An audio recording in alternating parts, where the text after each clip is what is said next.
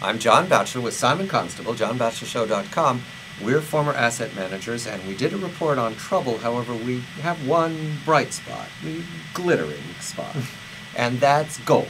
Yes, indeed. Because I've learned from you and others that gold is actually going to be a sound investment. Why?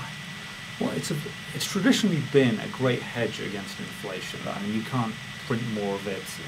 You have to. There's only so much in the world. There's only so much in the world. It looks nice. It looks nice, and people do flee to it when all other things, go bad. Like your investments in Bernie Madoff's fund, Right. were made off They with the took, money. we didn't do it. We didn't do it. Not us. They took our money and gave it to Bernie. Yeah, You're right. absolutely. So the gold market is a very small market, though.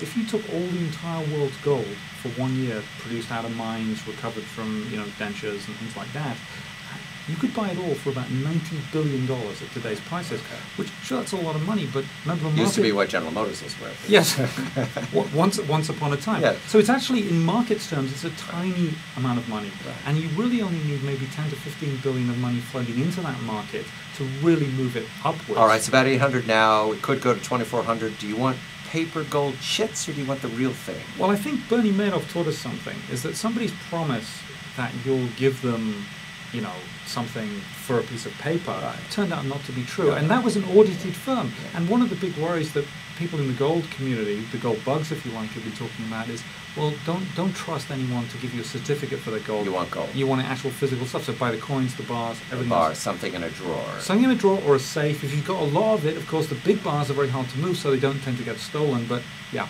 All right, Constable and Batchelor, former asset managers for the Bleak Fund, make our recommendation for the buy for the year, which is gold, gold, gold. This is the johnbatchelorShow.com. Good night.